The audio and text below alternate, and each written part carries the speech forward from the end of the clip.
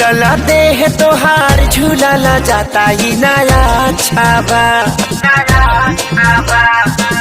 फूलला देह तोहार झूलला जाता ही नया छाबा। का बताई हो कबो से जिया मारे नहीं काचा अभी बाजा कबो से जिया मारे नहीं काचा अभी बाजा। फूलला देह तोहार झूलला जाता ही नया छाबा। फूलला देह तोहार झूलला जाता ही नया छाबा। का बताई हो